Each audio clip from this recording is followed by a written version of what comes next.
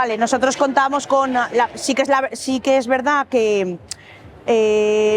contamos con unidad dermoestética, ¿vale? En la cual tenemos médico-estética y luego estética, lo que podríamos llamar estética cabina, por definirlo de alguna manera, lo que son tratamientos corporales o faciales y nos requieren de un médico.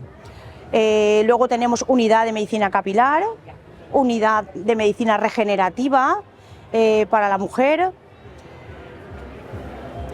cirujano plástico, también cirugía plástica, oftalmología estética, en fin, es que contamos con muchas especialidades. A ver, mi departamento ha evolucionado muy rápido, en alza. La verdad sea dicha que como cada vez la estética está más presente en todo el mundo. Antes era algo como más selectivo, pero algo más seleccionado para mujeres, pero hoy en día todo el mundo le preocupa su cuerpo, su físico, su sonrisa, su pelo, su físico, y está más presente en el día a día en todas las personas, llegando a veces a rozar el tema de la salud.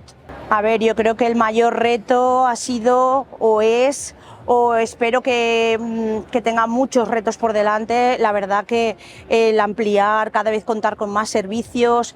Y nosotros cuando yo empecé a ponerme al frente del servicio, la verdad sea dicha que contábamos con prácticamente 2 cabinas.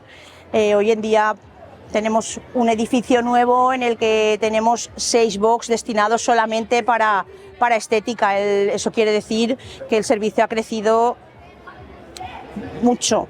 Hombre, la mayor satisfacción es que cada vez funcione mejor, que todo fluya, rodearme del equipo del que me rodeo, mis compañeras, mis compañeros. Para mí es una gran satisfacción que tengamos sinergia, que estemos todo el día juntos y la verdad sea dicha que formemos un equipo en el que podemos crecer todos. Vale, físicamente nos podéis encontrar en Clínica Tecma Alcira y luego en nuestra web, en nuestras redes, en fin, todo eso.